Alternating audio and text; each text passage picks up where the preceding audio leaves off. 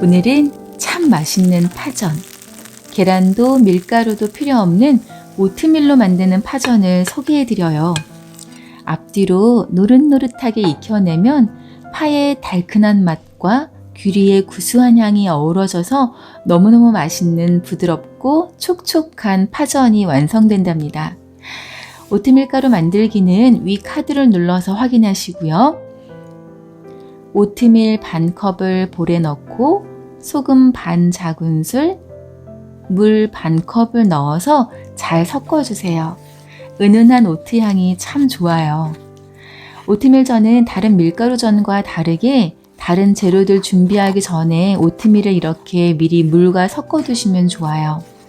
오트밀은 현미에 비해 더 낮은 칼로리와 탄수화물을 가지고 있을 뿐만 아니라 우리 몸속 노폐물을 분해시키고 열을 내리고 독을 없애는 데 도움을 준다고 해요. 잘 섞어서 한쪽에 두시고요. 재료들 손질할게요. 파는 길이로 반 잘라주시고요.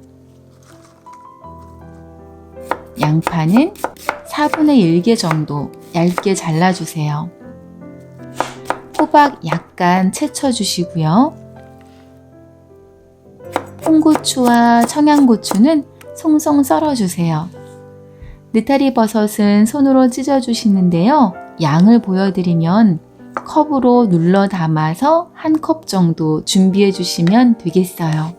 자, 그럼 재료 준비가 다 되었네요. 오트밀과 물을 미리 섞어두고 보니 오트밀 반죽이 꽤 되직하게 되었지요. 여기에 물 한두 큰술 더 넣어서 파전하기 좋은 점도로 흐를 듯 말 듯하게 만들어주세요. 부드러워 보이지요? 자, 팬을 불에 올리고 불은 중약불로 해주세요. 기름을 두르시고요. 오트밀 한두 큰술을 넣고 펴주세요. 불을 약불로 줄이시고요. 파 얹으시고요. 양파도 얹고요. 호박 채 썬 것 얹고 느타리 버섯 아낌없이 얹어주세요. 청홍고추 얹으신 후에 남은 오트밀 반죽을 골고루 얹어주세요. 숟가락이나 뒤집개로 살짝씩 눌러주어서 파와 채소들이 겉돌지 않도록 해주시고요. 뒤집기 전에 기름 살짝 둘러주세요. 기다렸다가 바닥 부분이 잘 익은 후에 뒤집개를 깊게 넣어서 한 번에 짜잔 뒤집어 주세요. 와, 벌써 맛있어 보이는 거 있죠? 앞뒤로 노릇하게 구우신 후에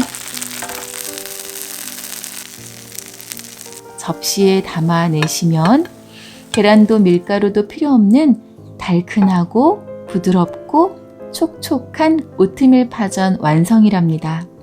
파전은 가위로 자르거나 하지 마시고 이렇게 파 길이 그대로 잘라서 드시면 좋아요. 달큰한 파향이 너무너무 좋은 거 있죠. 귀리로 만든 정말 맛있는 오트밀 파전 드시고 오늘도 힘내시고요. 행복하세요.